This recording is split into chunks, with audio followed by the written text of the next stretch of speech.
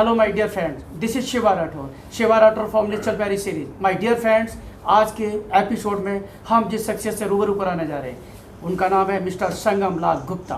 संगम लाल गुप्ता प्रतापगढ़ के सांसद हैं और आज हम आपको जनाब संगम लाल गुप्ता की कहानी, संगम लाल गुप्ता की जुबानी सुनवाते हैं। साहब नमस्ते। जी नमस्ते सर, कैसे हैं? बस बहुत बढ़िया है शिवा जी। बहुत बहुत बधाई आपको, आप राष्ट्रीय महामंत्री ओबीसी मोर्चा के बनाए गए, इसके लिए आपको बहुत बहुत जी बहुत बहुत धन्यवाद। सर 2022 का चुनाव आ रहा है और मैं समझता हूँ आप यूपी से बिलोंग करते हैं जी, तो बताइए 2022 में जो है आप कैसे चुनाव जीतेंगे? आप ओबीसी मोर्चा के राष्ट्रीय महामंत्री हैं सर, बताइए। देखिए हमारे देश के माननीय प्रधानमंत्री नरेंद्र मोदी जी ने जिस तरीके से ओबीसी समाज को पूरे देश में और खासकर यूपी से 7 मंत्री बनाए हैं जी,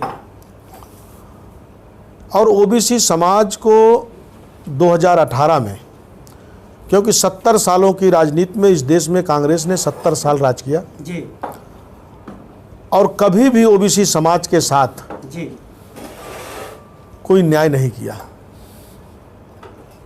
माननीय प्रधानमंत्री जी 2014 में जब प्रधानमंत्री बने और 2018 में उन्होंने ओबीसी को संवैधानिक दर्जा देने का काम किया और इसके पहले संवैधानिक दर्जा ओबीसी के समाज को नहीं था। दूसरा, ओबीसी समाज इस देश में जी, 52% की आबादी है जी, और उत्तर प्रदेश भी एक बहुत बड़ा समाज ओबीसी से आता है। जी, 2022 के चुनाव में हम 350 सीट जीतेंगे, क्योंकि 2017 में हम 325 सीट जीते हुए थे जी, और इस बार हम उससे बढ़कर 350 सीट जीतेंगे। उसका मुख्य कारण मैं आपको बताना चाहता हूँ। जी, बताएं।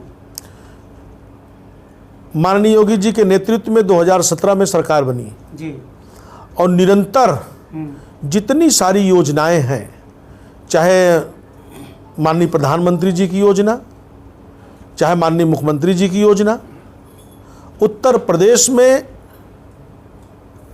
सबसे ज़्यादा लाभ अगर योजनाओं का हुआ है तो ओबीसी समाज को हुआ है।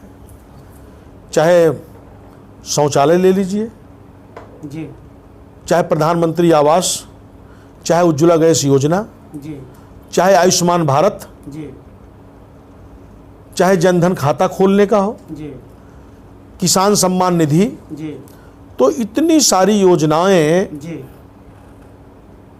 माननीय प्रधानमंत्री जी और माननीय मुख्यमंत्री जी ने ओबीसी समाज के लिए, क्योंकि ओबीसी और एससी समाज जी, इस सारी योजनाओं से लाभ हुआ है उनको, जो कि देश के 70 सालों में इस तरीके से, क्योंकि पहले आपको भी मालूम है कि जब केंद्र से 100 रुपये जाता था जी, तो सिर्फ 15 पैसे ही पहुंच पाता था, 85 पैसे जी, रास्ते में ही ख़त्म हो जाता था। मगर जब से मोदी जी की सरकार आई है, जब से उत्तर प्रदेश में माननीय योगी आदित्यनाथ जी की सरकार है, जीरो टॉलरेंस पे काम कर रही है सरकार हमारी, जी, भ्रष्टाचार को समाप्त कर दिया है, गुंडा राज को समाप्त कर दिया है, सबका साथ और सबका विकास और सबका विश्वास, क्योंकि भारतीय जनता पार्टी विकास पर विश्वास करती है जी, और विकास के मुद्दे पर ही जनता के बीच में जाकर वोट मांगने का भी काम करती है। और इस 4.5 सालों में जितना विकास उत्तर प्रदेश में हुआ है, जी, इसके पहले सपा की सरकार थी, बसपा की सरकार थी, किस तरीके से लोगों को जातियों में बांट दिया गया था।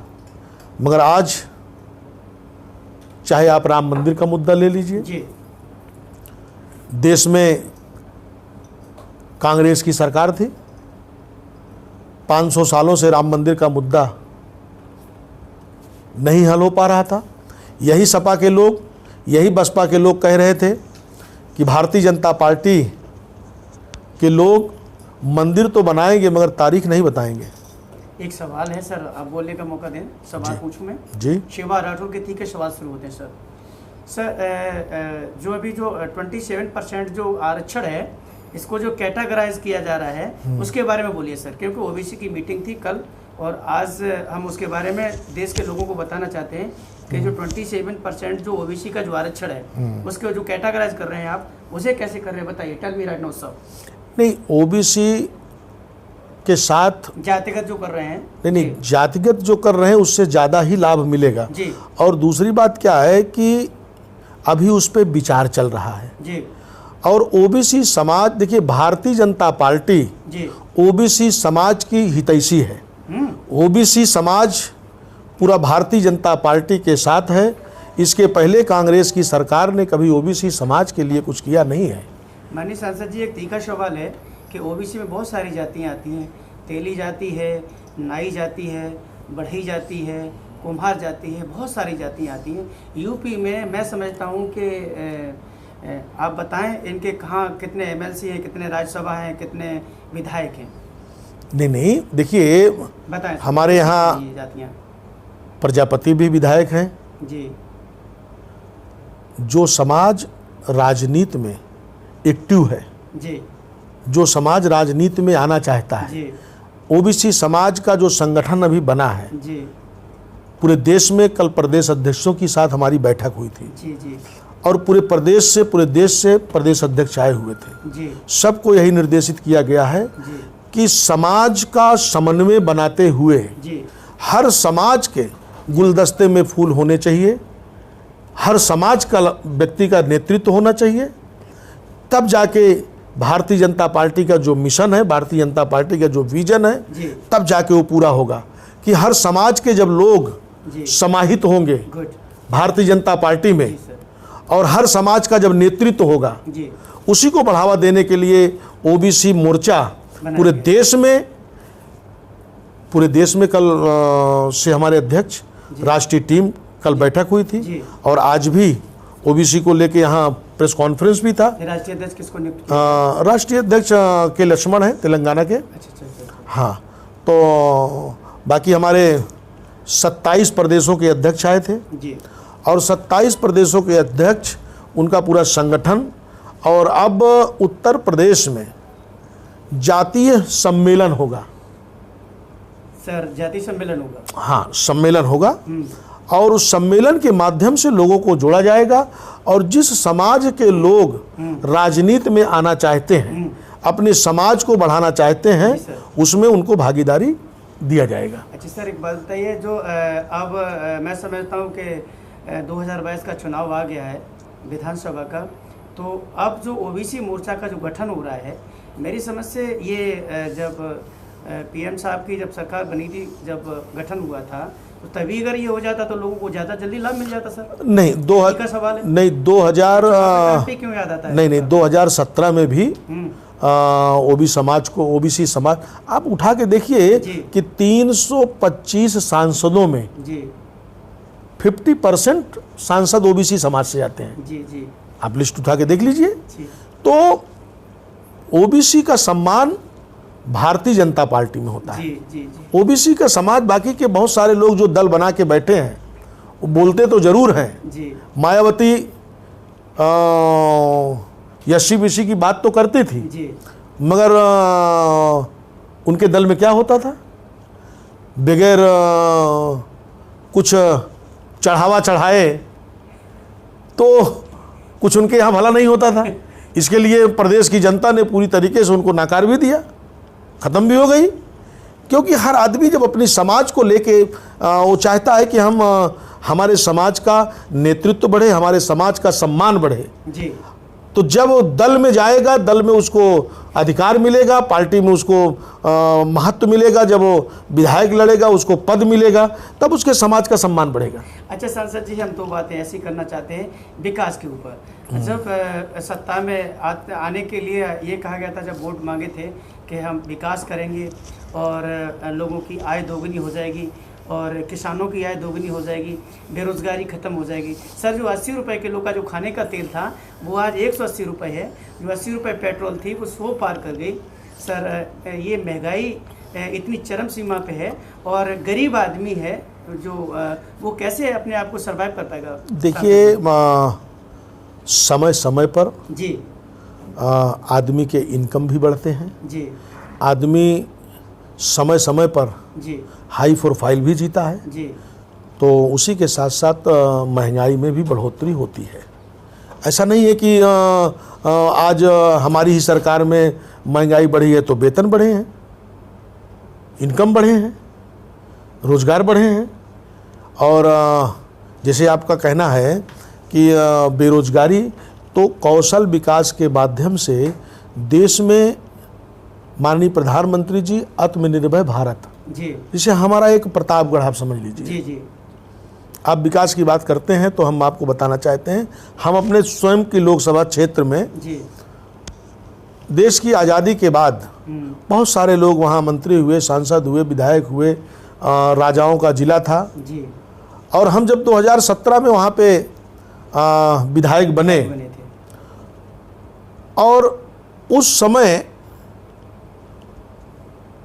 बहुत सारे जो कार्य थे, बहुत सारे ऐसे गांव थे जी जो लोगों को मालूम नहीं था कि हमारा देश भी आज़ाद हो गया है।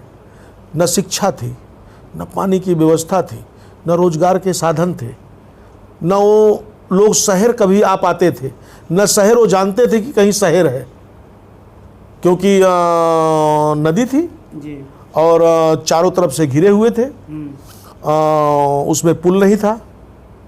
तो हमने 2 साल के कार्यकाल में हमने 7 पुल बनवाए और 7 पुल बन के कंप्लीट भी हो गए। अब लोगों को लगता है, क्योंकि लोग अच्छी शिक्षा पाएंगे, बच्चे पढ़ने जाएंगे, बच्चे शहर में आएंगे, नई चीज़ उनको समझ में आएगा कि हमारा देश आगे बढ़ रहा है। हमारे यहाँ मेडिकल कॉलेज नहीं था, जी जिला था। जी छोटा सा बीमार हो जावे, एक्सीडेंट हो जावे तो उसको प्रयागराज या लखनऊ रिफर करना पड़ता था। जी हमने मेडिकल कॉलेज की स्थापना किया जो कि बन के कंप्लीट भी हो गया। सर एक तीखा सवाल है शिवा राठौर का। एमपी साहब की जो गौशालाएं बनी हैं जिसके लिए 900 रुपये प्रति गाय का भुगतान भी होता है, और आजकल जो आप भी यूपी से हैं, हम भी यूपी से हैं, जो गौशालाएं हैं और जो गाय हैं, कभी आपने उनकी तरफ ध्यान दिया है क्या, गौशालाओं की तरफ, कि उन जो गाय हैं जो गौशालाओं के अंदर उनकी कितनी दुर्दशा है? मैं उसका चश्मदीद हूँ, आप कहें तो। देखिए, हर ग्राम सभा में, जी हर ग्राम सभा स्तर पे जी सरकार ने गौशाला की स्थापना की है। जी हर जानवर के प्रति चारे का पैसा दिया जाता है, जिलाधिकारी के माध्यम से प्रधानों को दिया जाता है कि एक गाय के ऊपर इतना पैसा निर्धारित हो गया है, इनको चारा दिया जाए, इनको सारी व्यवस्थाएं की जाए। पूरे प्रदेश में हमारे भी लोकसभा में कम से कम 300 गौशाला बने हैं, मगर कहीं कहीं आपकी बात को हम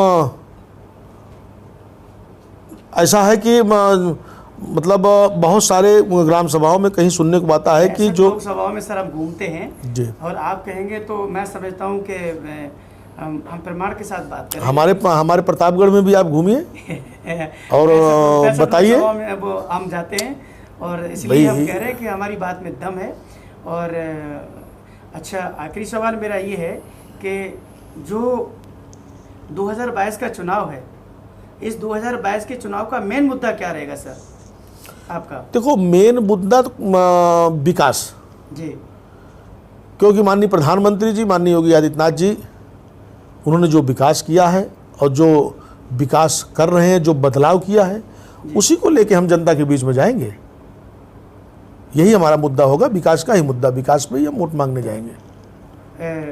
सांसद जी, आपने अपने बहुत महत्वपूर्ण समय में से जो समय निकाला है चुनाव के लिए, इसके लिए आपको बहुत बहुत धन्यवाद। माय डियर फ्रेंड्स, आज मिस्टर संगमलाल गुप्ता जी प्रतापगढ़ के सांसद हैं। इन्होंने जो बताया है, इस एपिसोड को इतना लाइक, शेयर, सब्सक्राइब करिएगा कि प्रतापगढ़ के सांसद की आवाज़ जन जन की आवाज़ बन जाए। और आज की तारीख में ये ओबीसी मोर्चा के राष्ट्रीय महामंत्री भी हैं। पुनः आपको बधाई, कोट कोट बधाई माननीय बहुत सांसद बहुत जी। धन्यवाद जय शिवाजी, नमस्कार। नमस्कार।